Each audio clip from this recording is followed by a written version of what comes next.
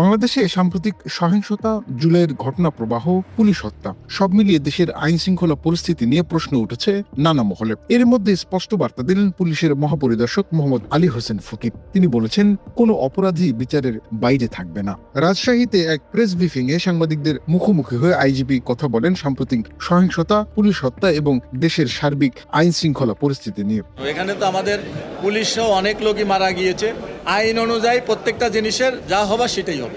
জুলাইয়ের ঘটনাকে কেন্দ্র করে দেশ জুড়ে তৈরি হয়েছিল অস্থিরতা। সেই সময় পুলিশের মনোবল নিয়েও প্রশ্ন ওঠে। আইজিপির ভাষায়, জুলাই বিপ্লবের পরে পুলিশের মনোবল শূন্যে নেমে গিয়েছিল।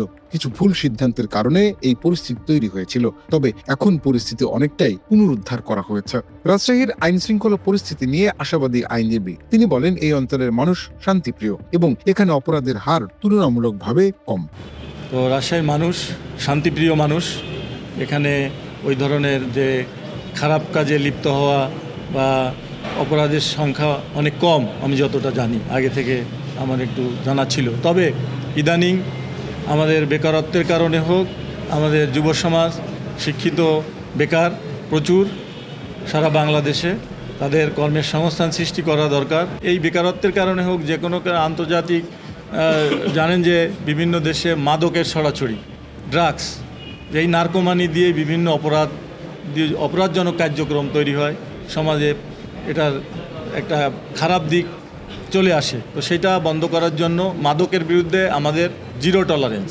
সাম্প্রতিক সিলেটের বাউল মঞ্চে হামলার ঘটনাতেও কঠোর অবস্থানের কথা জানান আইজিপি। তার স্পষ্ট বার্তা, মঞ্চ যাই হোক, অপরাধ করলে আইনের আওতায় আসতেই হবে। জ্বালানি সংকট ও কালোবাজারি নিয়েও কথা বলেন আইজিপি। এই কাজগুলো কে করছে? আমাদের সমাজের লোকরাই তো করছে। কেন করছে? দেখা যাচ্ছে মোটরসাইকেলে একটা পেট্রোল পাম্প থেকে 2 কেজি তেল নিয়ে আর একটা ক্যাবে, এখানে কত টাকার বেনিফিট? আমরা এটা না করলেই তো পারি। তো এই জিনিসগুলো আমাদের নৈতিক চিন্তা চেতনা উন্নত করতে হবে সবারই।